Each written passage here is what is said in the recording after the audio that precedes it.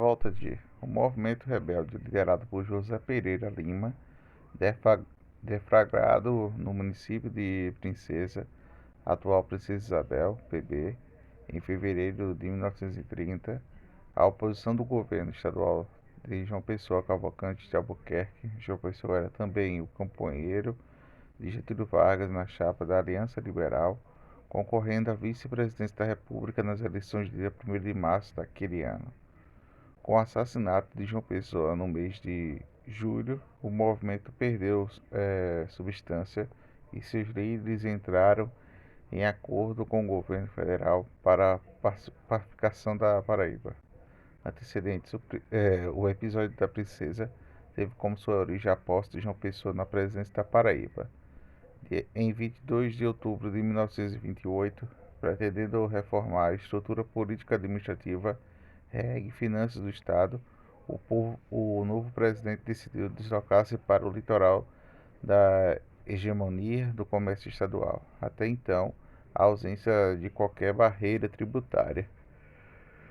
As cidades do interior comerciavam diretamente com os estados vizinhos, especialmente em Pernambuco, indiferente ao poder dos coronéis, chefes políticos do sertão e de suas famílias. Uma pessoa deu a sequência em seu projeto implantado com um rigoroso sistema de arrecadação tributária que se distinguia entre as mercadorias importadas do litoral através do porto de Cabedelo e aquelas que entravam na Paraíba pelas fronteiras terrestres.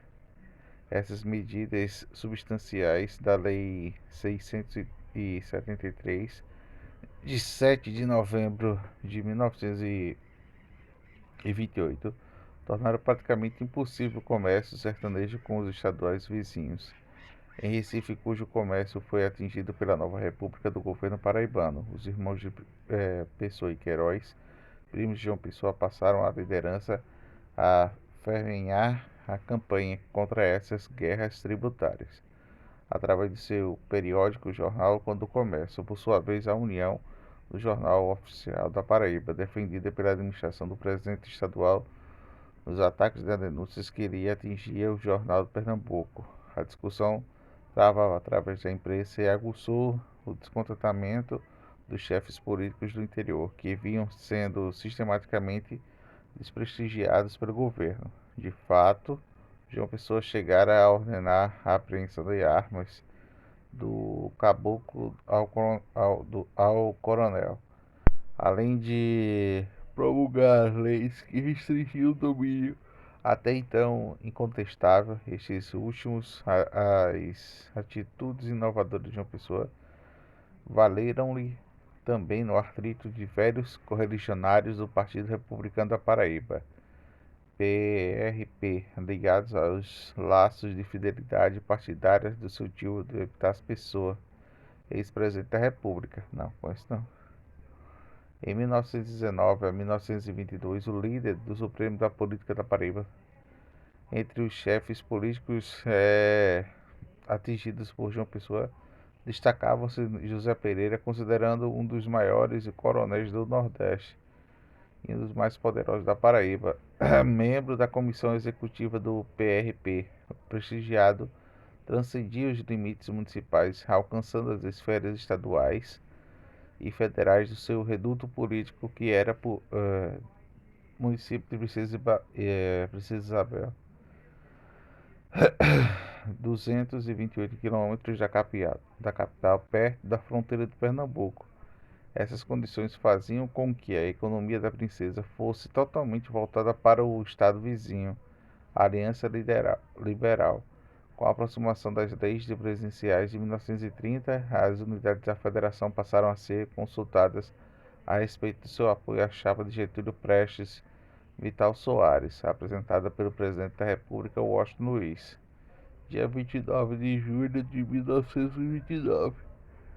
Após resumir o diretório do PRP, do qual era presidente, João Pessoa declarou que decidirá não apoiar a chapa oficial. Essa atitude ficou conhecida como um nego. O termo mais tarde seria incorporado à bandeira do estado da Paraíba. Agora, Perdeu aqui, né? Não tem problema não. Negócio.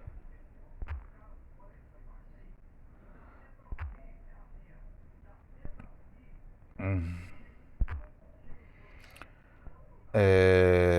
A resistência da Paraíba política do Catete resultou na escolha do seu nome para participar da chapa Aliança Liberal ao lado de Getúlio Vargas. A sua candidatura, lançada em 30 de julho de 1929, unificou em algum tempo o PRP, desgastado com as brigas internas, mas que isso, com a execução de uma facção do partido oposicionista, o Republicano Conservador PRC da Paraíba, liderada por Heraclio Cavalcante. Toda a Paraíba se solidarizou com o seu presidente.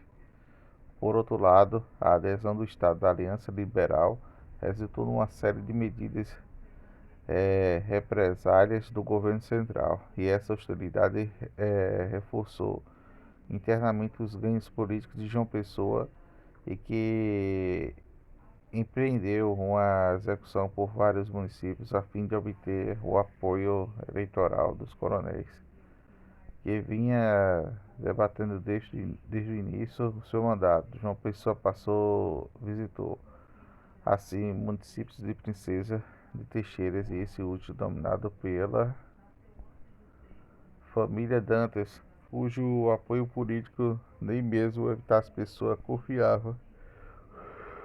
O rompimento de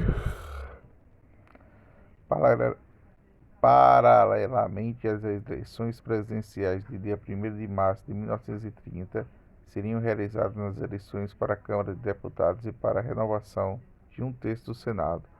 Ao ser preparado na chapa institucionalista paraibana, o João Pessoa deferiu o princípio da não reeleição, propôs o revezamento dos candidatos.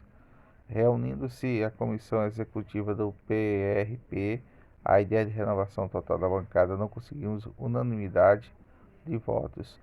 5 membros efetivos da comissão, João Espiola, não compareceu, 2 Getúlio Lira e Inácio Evaristo, que votaram para a reeleição da bancada, e os 2 restantes, o próprio João Pessoa e o Demócrito de Almeida, votaram pela substituição. Valendo-se então da prerrogativa do voto da quantidade. João Pessoa desempatou o resultado em favor da proposta do reservamento, mantendo, no entanto, a candidatura já do seu deputado Carlos Pessoa, seu primo. Atualmente, João Pessoa visava, sobretudo, afastar João Suassuna, ex-presidente do Estado, deputado federal, e das suas legítimas alianças familiares poderosas no interior de Pereira Lima e dos Dantas. Após o comunicado dos seus correligionários, às vésperas das eleições, a chapa oficial, composta da revelia da Comissão Executiva do PRP, João Pessoa estabeleceu o telegrama de José Pereira, na data de 24 de fevereiro, anunciado o rompimento do governo federal e estadual. A parceria das fileiras de interessar o PRC, defendida pela candidatura de Júlio Prestes Vital Soares, acompanhava-se de vários líderes de política paraibana, de João Suassuna, Oscar Soares e Pedro Firmino, o padre Manuel Otaviano, Inácio Evaristo, Cícero Perante, Nílio Feitosa. Durante Dantas e outros dias depois, a imprensa oposicionista divulgou as modificações sofridas pela chapa PRC, que passou a incluir. Meu Deus do céu.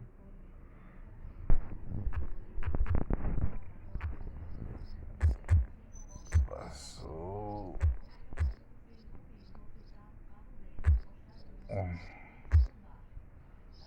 Ah.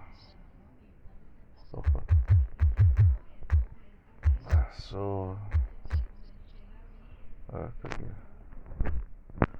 passou a incluir alguns dos seus dissidentes do PRP. No dia 24 de fevereiro de 1930, data da cisão do PRP, é considerado o início do movimento rebelde de Princesa. Alguns dias depois, o rompimento de José Pereira, dos fatos que revestiram a uma feição francamente guerreira para evitar as eleições de Princesa Isabel viesse a alterar os seus planos, João Pessoa ordenou o esvaziamento das máquinas burocráticas e administrativas do município, deixando fora da lei. Enviou também para lá contingentes políticos estaduais, sob o pretexto de garantir o pleito. Por outro lado, desde o rompimento, José Pereira vinha armando sua gente, tendo seguido a reunir em pouco tempo cerca de 2.000 homens, entre agregados e seus outros chefes políticos. A Polícia Estadual contava com apenas 800 homens. Logo após as eleições de 1º de março, iniciou-se no sertão paraibano uma luta armada e os rebeldes contavam com auxílio de dinheiro e munições dos João Pessoa e Queiroz, de Pernambuco e ainda do assentamento do governo federal.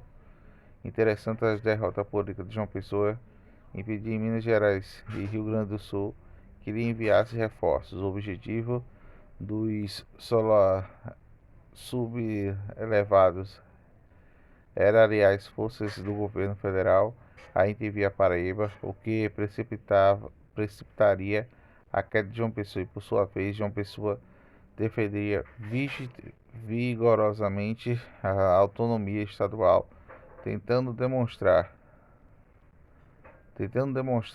o levante de Princesa que não significa o caos político em sua administração, em que sua situação estava sob o controle.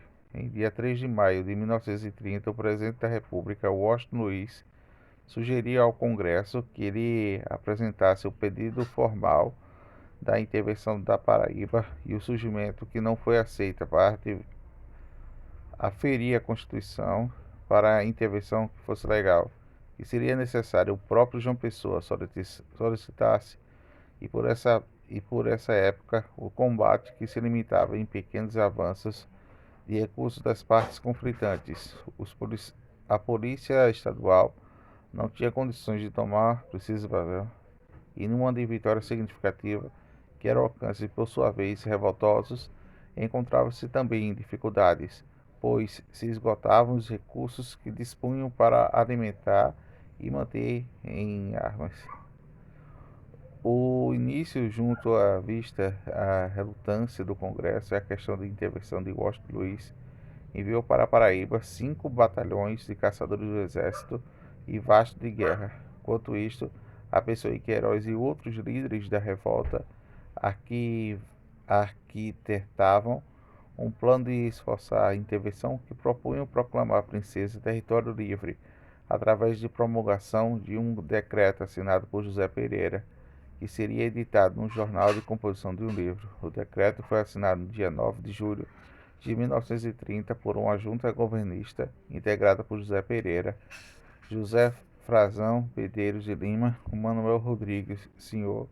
Seu texto, lido na Câmara de 13, causou grande polêmica, abrindo a primeira discussão formal sobre o chamado Caso da Paraíba, em 21 de julho e o único número de Jornal da Princesa. Diante desses acontecimentos, um avião do governador estava sobrevoo na Princesa e lançou o boletim emitido revoltosos que se rendessem sob pena de município ser bombardeado. Em resposta, José Pereira enviou um telegrama a João Pessoa ameaçando invadir o estado e implantar o terror. Na verdade, nenhuma das partes teria condições de cumprir tais. Ai, Deus do céu. Nenhuma.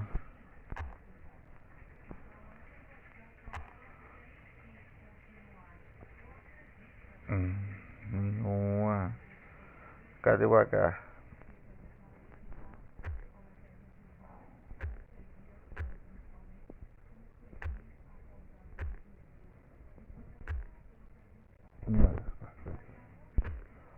nenhuma das partes teria condições de cumprir tais ameaças. O assassinato de João Pessoa.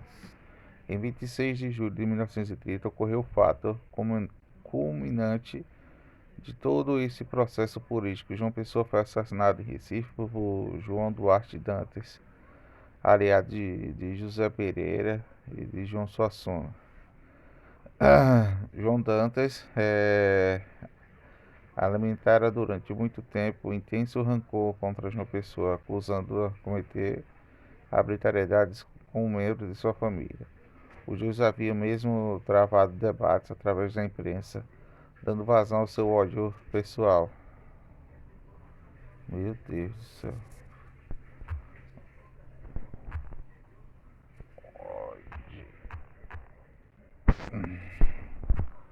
Ódio pessoal.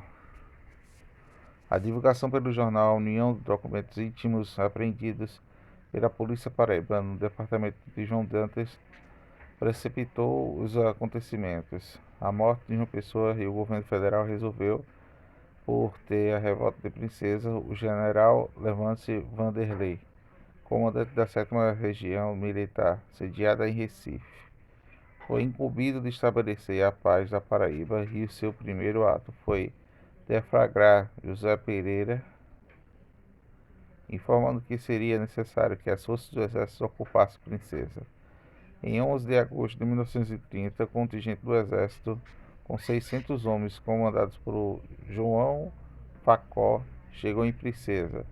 Ao mesmo tempo, vários batalhões passaram a guarnecer as fronteiras do estado. Diante das províncias tais concretas, José Pereira entregou ao exército os armamentos de sua gente. No dia 19 de agosto, o general Vanderlei passou ao Álvaro Carvalho, sucessor de João Pessoa, o governador do estado, a pacificação da Paraíba. O propósito dos apaziguadores do governo federal foram, entretanto, críticas pelos aliancistas e que denunciaram a permanência de tropas do estado como uma forma de intervenção. Em outro lado, causaram a indignação que, apesar do país, o assassinato de João Pessoa constituiu um fato decisivo para a articulação do movimento revolucionário que eclodira em 3 de outubro de 1930.